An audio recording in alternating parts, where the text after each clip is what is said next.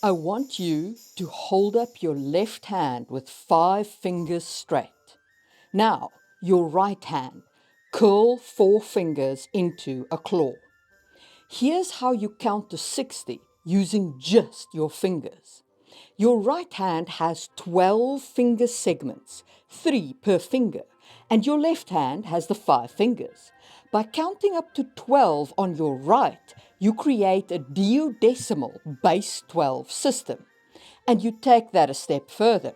If you track full sets of 12 on your left hand until you have 5 full sets, you reach 60, the sexagesimal base 60 system that the Sumerians used. That's the system that still influences us today. It's likely why we have 60 seconds in a minute and 60 minutes in an hour. The journey from ancient Sumeria to modern timekeeping is a long one and full of historical developments, but the core concept has persisted for thousands of years, and that is incredibly cool. But how do you apply that kind of deep ancient influence in your own fantasy world? How can you create lasting, civilization-spanning knowledge that shapes the present in meaningful ways? It starts with crafting ancient civilizations that are deeply tied to the fantastical and physical realities of your world. And that's what we're going to explore today. Welcome to episode 3 of Just in Time Worldbuilding series on ancient lore with your host, Marie Mullaney.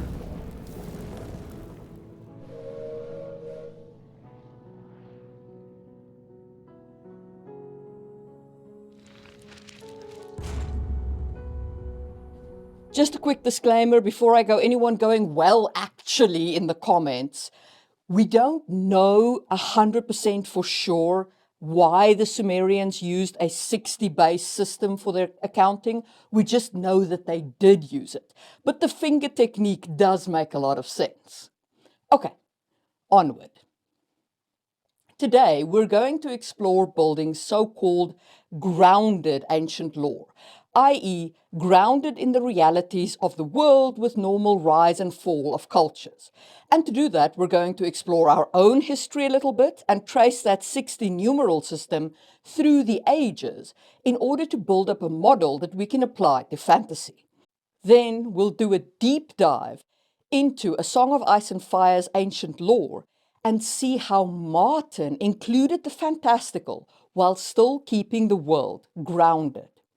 Then in the next episode, we'll leave the grounded nature behind and talk about building fantastical ancient lore, the way Tolkien did. So don't think I'm forgetting about that aspect of lore building. We will get there. Okay, so let's talk about our world's ancient lore first.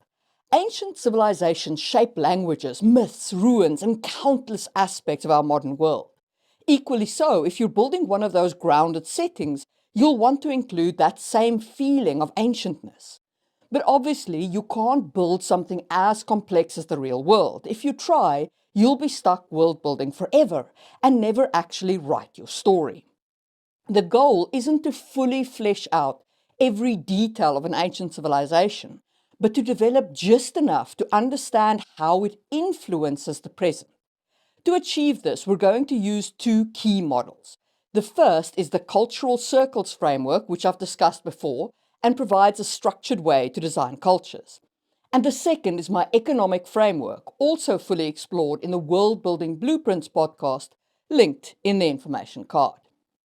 Okay, in this video, we'll apply these frameworks to both real-world and fantasy examples at a high level to see how they help us develop a comprehensive but manageable understanding of ancient civilizations, both to move them forward in history and to build them backward into the past. First, let's very briefly recap those 2 models. We'll start with the economic model, which is constructed out of 7 layers, each of which builds on the next, like an onion, not a souffle. First, I defined the core wealth and resources layer. So in this layer, I ask what resources are available. This includes both natural materials like clay, steel, electricity, foodstuffs, water sources, and fantasy resources like magical ores, enchanted plants, divine artifacts, etc. The question is really what counts as wealth in the civilization. Is it grain, cattle, gold, magical energy, or something else entirely? Once I understand the wealth, I need to understand the economic steering mechanism and wealth distribution. That is to say, who controls wealth distribution? Is there a market economy where supply and demand dictate value? Is there a command economy where a ruler or religious leader dictates production quotas? Is there a magical economy where a supernatural force determines production or distribution? And also, who has disposal rights, the ability to decide where wealth goes? Is it based on an individual's earnings? Is it regulated by religious or government institutions? Does a noble class, temple authority, or guild system control the resources? Once I've grappled with those attributes, I figure out the economic objectives of the culture. That is to say, what is the economy trying to sustain? A single powerful ruler, a massive city-state, a standing army, a trading empire? The answers of resources, distribution, and objectives lets me define the fourth layer, economic activity. This layer defines what industry and production types exist, what types of agriculture exists, what sort of manufacturing and crafting exists, how labor works, what impact magic has on economic activity, and so on. And all of that leads me to markets, trade, and money, where I decide what form of currency the culture uses, for example, shells or metal coins or barter or magical energy, and so on. I also define how people trade goods here, for example, market hubs, trade networks, guilds, and so forth. And of course, many markets are regulated, and that leads us to the sixth circle, which is institutions, laws, and cultural attitudes towards wealth. And finally, layer 7 is global trade and economic resilience. Economic resilience answers the question, how well can a civilization adapt to economic shocks? Can it handle droughts, lost trade shipments, war, or technological disruptions? What happens if a new resource is discovered? Can they adapt quickly? Of course, there are also forces that can disrupt the economy. And those are these lightning rods over here, and they affect all layers of the model. These lightning rods include magic and technology. Civilizations might develop new techniques or control magical forces. You can also have fantasy elements here. A divine curse, a magical plague, an eldritch horror might shift everything. And of course, military threats, a war or conquest by a superior force can upend a civilization's stability. And naturally, the environmental changes plays a deep role here. Droughts, floods, volcanic eruptions, or loss of key resources.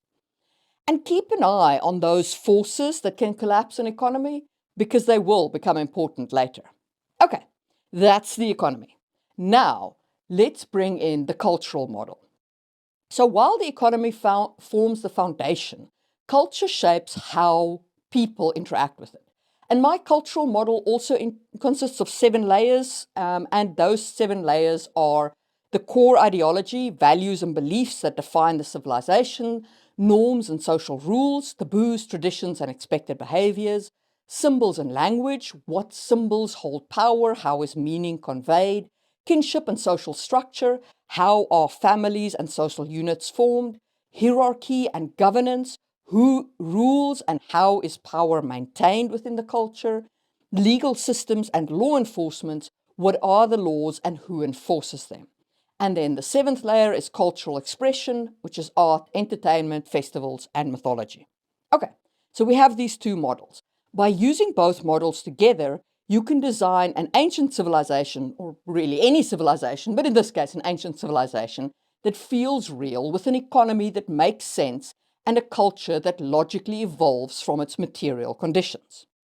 Okay, so let's apply this to our world and then talk about how we trace things through the ages, because that's the important part. And we'll use that number 60 as an example.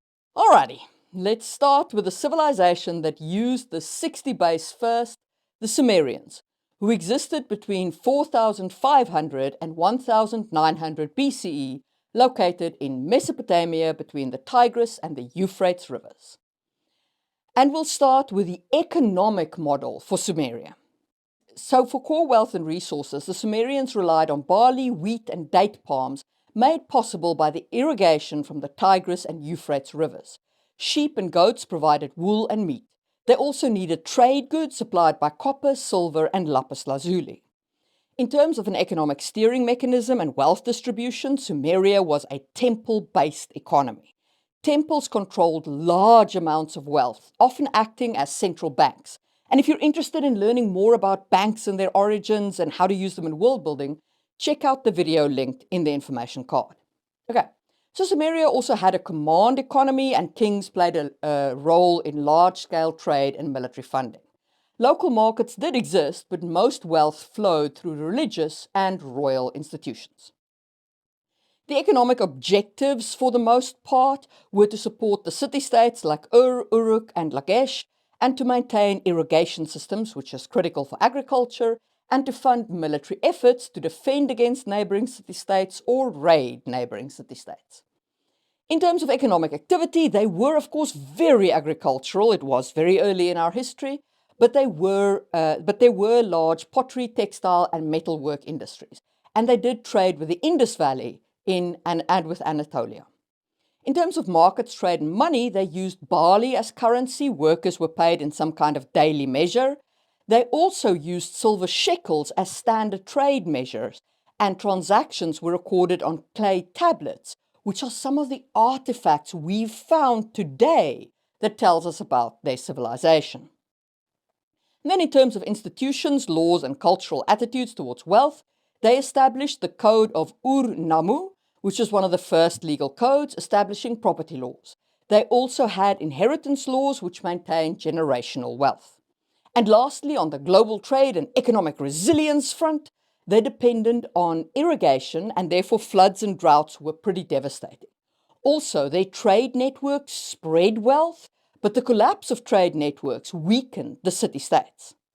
Okay, let's canter right along to the cultural model for Sumeria. In terms of their core values and beliefs, Sumeria was highly hierarchical, with priests and kings held as divinely sanctioned rulers.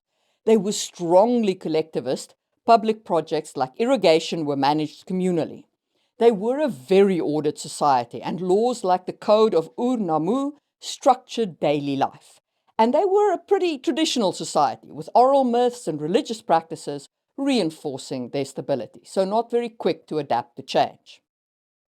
In terms of cultural mores, from what we know, their lives were shaped around the temple and the gods. For example, disrespecting temple property or breaking irrigation laws could lead to divine punishment enacted by the temples, of course.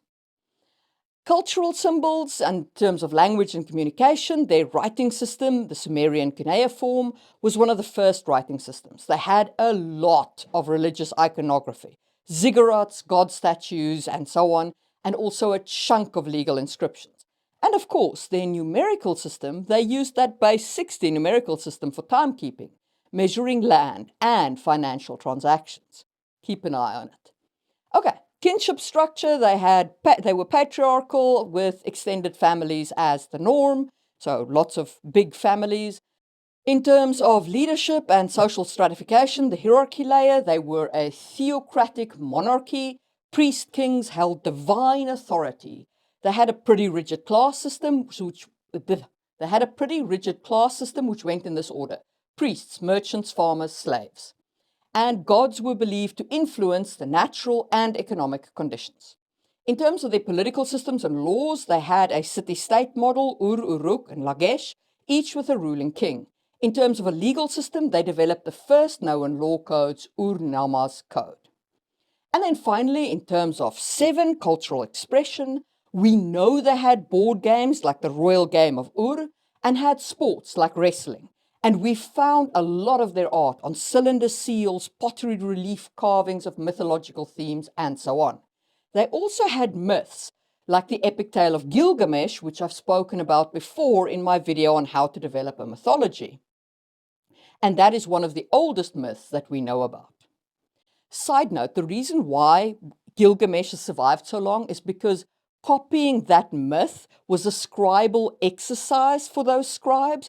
So hundreds of copies have survived to today from scribes who were just practicing how to write. That's pretty cool, isn't it? Okay, so that's Sumeria. Now, how did this base 60 thing persist? And why did those lightning rods of change that I highlighted in the economy section matter? So how I use this model for change within ancient civilization is I identify what has changed and then assume that the civilization went into decline. But it will have spawned multiple successor states, and some of its culture will survive. So when I draw up the next civilization or the next culture, I consider what from the predecessor survived in each layer in terms of the economy and cultural models. So let's take a look at our world's history with that base 60. Why did Sumeria collapse? The Sumerians didn't vanish overnight. They fell as a combination of economic strain, political instability, and external threats. First, they over-relied on irrigation, and that led to soil salinization. Farming became less productive. There were frequent city-state warfare that exhausted resources. There were Amorite invasions and shifting trade routes that weakened city control. So basically, in terms of those economic change rods, environmental factors shifted and military threats abounded. Finally, Sargon of Akkad conquered Sumer in 2334 BCE, leading to our first major civilization change. And keep track of those. We'll get back to what that means. So what changed culturally under the Akkadians? Akkadian replaced Sumerian as the dominant spoken language, and trade expanded, linking Mesopotamia to the Levant and beyond. And what stayed the same? Well, base 60 remained in use because scribes and administrators continued using it, and cuneiform was still the dominant script, even as the language changed. So the key takeaway for world builders is empires adopt and adapt. They don't start from scratch. When a conqueror takes over, they usually keep useful systems like taxation, calendars, and counting methods. But Akkad also fell, and it did so with drama. Drought and famine caused social instability, and there were internal revolts from city-states seeking independence, and then barbarian invasions, the Gutians, toppled the empire. Again, note those environmental factors combined with internal threats and then military threats. Now, after Akkad fell, there wasn't an immediate successor state. Instead, we shift sideways to Babylonia, who'd been playing small piano as one of the civilizations heavily influenced by Sumeria, but not as big as Akkad. Babylon now found itself as the dominant civilization, and that brings us to our second major civilization change. So what changed under this civilization? Babylon, under Hammurabi, formalized laws with the Code of Hammurabi. Mathematics and astronomy flourished. Base 60 became even more deeply embedded. Babylon became a cultural and trade hub, linking Mesopotamia to new regions. The goddess Inanna became the goddess Ishtar. And what stayed the same? Base 60 was expanded. The Babylonians refined it for complex astronomical calculations, and cuneiform writing persisted even as the language evolved, and a whole bunch of other stuff. But we only have so much time in this video, so, let's keep moving along now that we've established where base 60 stands. Okay. So why did Babylon collapse? Conquest. Conquest by the Hittites specifically weakened its power, and then the Assyrians and later the Persians took control, each time modifying rather than erasing Babylonian culture. I'm going to skim right past the Assyrians to reach the Persians, and here just emphasize that base 60 was still used in administration and astronomy. The astronomy part is important. Alexander the Great of Macedon conquered Persia, and Greek and Hellenistic societies flourished, and here is where we see the decimal system coming into its own. But Ptolemaic astronomy still used the base 60 to divide the circle into 360 degrees. And the reason why the astronomy is important from earlier is because we used to tell time originally with astronomy. And ultimately, we solidified that concept with the Romans, where timekeeping kept the base 60, leading to our modern 60 seconds, 60 minutes system. Okay, so through all these collapses, the base 60 persisted until it became entrenched in our timekeeping system, probably through astronomy. Why? First, it was obviously useful. Merchants, scholars, and priests used it to keep track of financial transactions where it works really well. Second, it was embedded in administration. Governments didn't want to reinvent the wheel, they just wanted stuff to keep working. It was institutionalized, and astronomers kept using it, which influenced later Greek and Roman scholars because it was a major part of studies. And so here we are with 60 seconds and 60 minutes. Did you keep track of the number of civilization changes we had? Seven layers we went through to cement that base 60. And generally, that is the most amount of layers that I will put into world building. If an aspect of a culture has survived 7 major disruptions, it's pretty settled into cultural memory, in my opinion, and it will probably take an apocalypse on the scale of an asteroid hitting the world to change that aspect of culture. So if I've carried something through 7 changes, it's there. Okay, let's wrap up the section with some key takeaways from our world's history. 1. Civilizations don't just vanish. Ideas persist.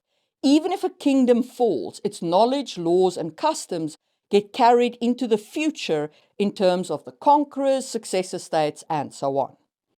2. Collapse is a process, not an event. Cities don't just disappear overnight. There's a period of decline, adaptation, and reinvention, or perhaps abandonment. 3. Successor states don't start to form from scratch. A new empire builds on the bones of the old, keeping what works and replacing what doesn't. 4. Conquest isn't the only way civilizations die. Environmental damage, economic collapse, and rebellion can be just as deadly as war. So that's great, and it's nice to have a model, and it's nice to understand what can change a civilization, but this is fantasy world building. How about some magic and stuff? Your wish. It's my command. But before we delve into A Song of Ice and Fire, if you enjoy fantasy world building and you enjoy ancient lore in fantasy world building, you will like my epic fantasy series, Sangwheel Chronicles. The whole series is complete right now, and it is a story that explores how the past influences the future. We have an assassin main character in the shape of Louis, and we have a bad guy who's trying to steal an ancient magical artifact, and shenanigans ensues. You can find all of those in links down below. And if you are concerned about owning your digital content, you can buy my EPUBs from Smashwords, where you download them and store them separately.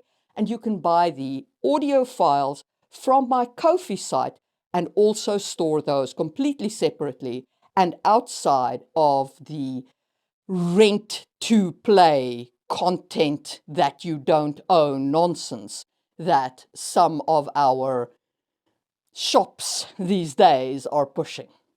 Okay, and now back to your scheduled viewing and A Song of Ice and Fire.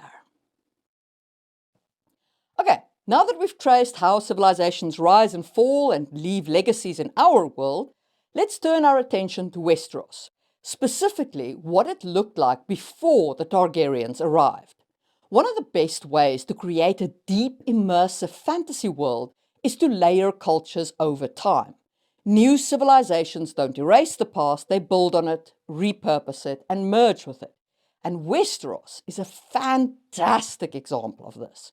Before Aegon's conquest, the continent had already had multiple waves of human migration, religious syncretism between old and new faiths, an ancient fortification, the wall, that changed function over time, and kingdoms built on the bones of older cultures.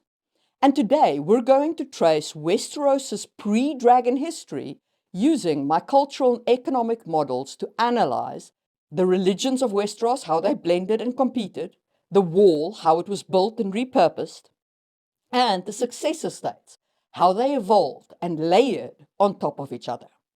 So we'll start with the Dawn Age around 12,000 BC, meaning before conquest in this case.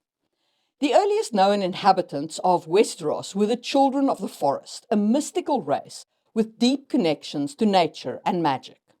They worshipped the old gods, and they used weirwood trees as sacred sites, and they had green seers who could see through time and control animals. Then the first men arrived, crossing the Arm of Dawn from Essos. They were larger, stronger, and technologically superior, using bronze weapons. This event led to centuries of conflict between the first men and the Children of the Forest.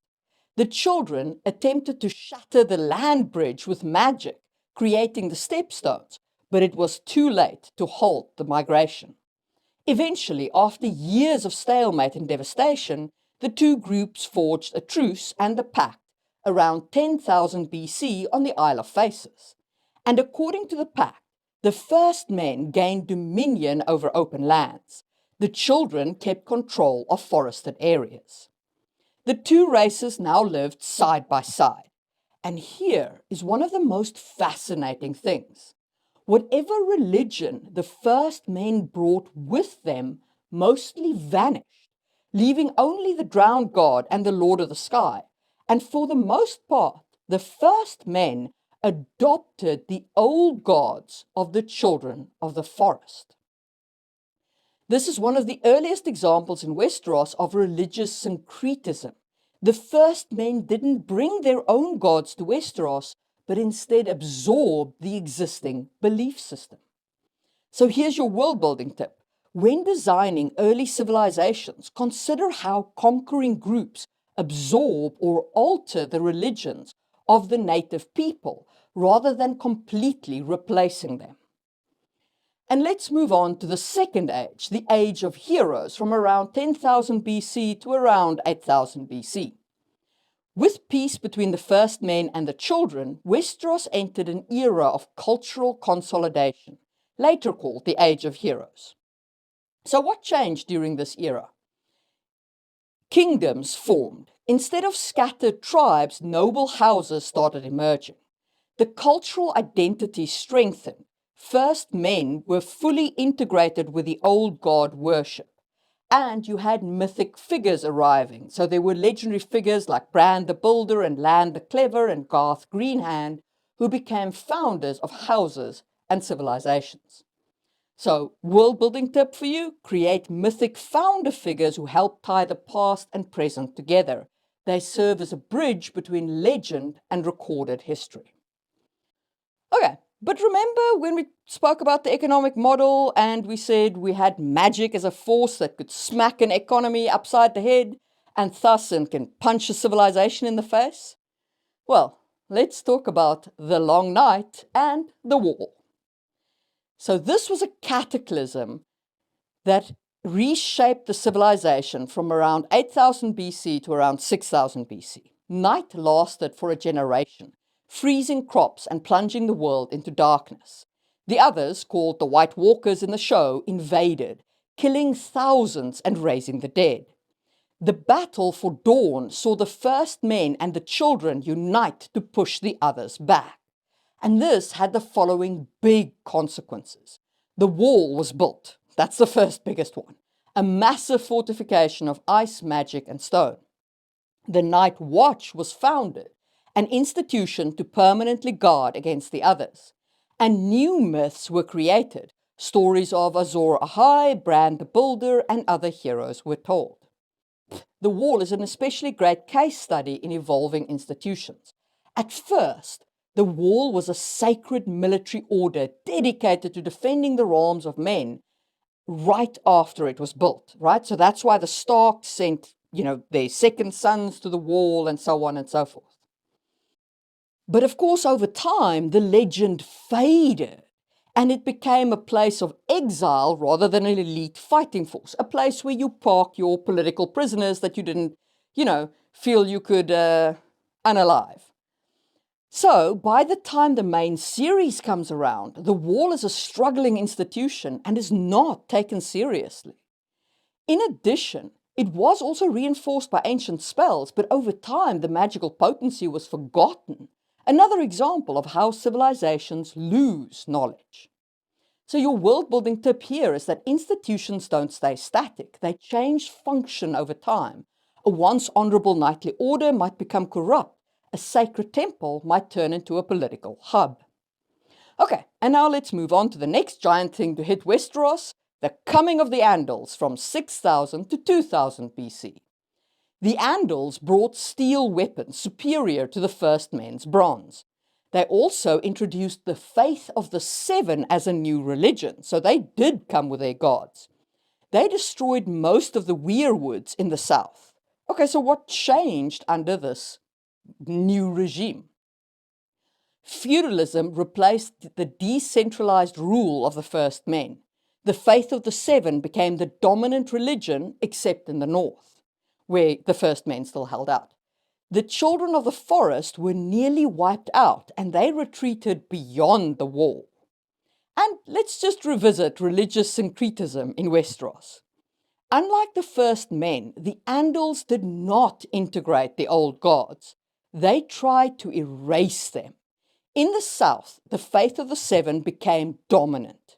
Only in the north did the old gods survive due to House Stark's continued rule. So world building tip, religious wars don't always lead to total conversion.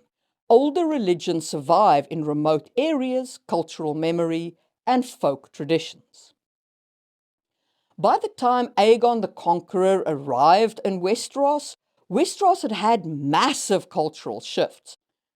The first men had come and they had fused their culture with the children, creating the old gods, building the wall, and basically creating this complete civilization. And then the Andals came and layered feudalism and the faith of the Seven over the foundation of the first men and the children. And as a result, Westeros became this fractured land of competing kingdoms and a place where two major religions coexisted uneasily. It was also a continent where you had ancient institutions like the Wall and the Night's Watch that had evolved over time. Okay, but how do you apply all of this to your world without drowning? All right, step one, pick your starting point. Maybe it's the Bronze Age, maybe it's some kind of magical starting point, maybe it's the Stone Age of your world. Whatever it is, create your initial culture and economies, multiples if you have them, otherwise singular, whatever you're working with. Remember to syncrete between cultures if they're close enough. Okay. Then decide how many layers of civilization you want to build. Remember that if any aspect of culture survives 7 layers, it's probably extremely embedded and quite deep in the cultural model. I wouldn't go over 7 necessarily. Remember that the outer layers of culture change easier than the inner layers in terms of conquest and change over ages. Once you know how many eras you're building, right? So how many of the kind of time eras you're building, start cycling through them. And then at each change point, decide what forces the change in the civilization. In other words, what is the cause? Is it environmental, military, magical, internal, all three? Once you know what has changed, decide how the culture and economic model looked after the change. And once that civilization has settled in, rinse and repeat at the next era change point. Couple of final things to remember. Religions don't just disappear, they merge, mutate, or become regional. Fortifications and institutions will change purpose over time. Legends and founder figures give legitimacy to modern rulers, so will be remembered as such. Okay, that was a lot. In this episode, we've talked about grounded, evolving history. But what happens when magic takes center stage? Next time, we'll explore Tolkien's world building, where civilizations are shaped not just by time, but by divine intervention and immortal beings. So make sure you're subscribed for that. In the meantime, I'd love to hear from you. What ancient civilization fascinates you most when building your own world? Drop it in the comments below. If you want early access to the next episode, consider joining the channel for the price of a cup of coffee a month. Members get a ton of perks, like early access, worksheets, live Q&As, and all kinds of fun things. And a huge shout out to the current high-tier members of the channel, especially the Build It in Stone level, Lupix Lakeshire, Katie Kofi Mug, and Tony Lamana. And to my oldest members on the Build It in Wood level, Aya Shemimaru, Tiffany Felix, and Dylan Batera. If you enjoyed this episode, hit the thumbs up button and check out my video on using Neolithic age as a base for fantasy world building, or whatever the algorithm is recommending for you right now. And I will see you soon for another episode from Just in Time World Building. And then finally, Sargon of Akkad conquered Sumer in 2,334. Hell.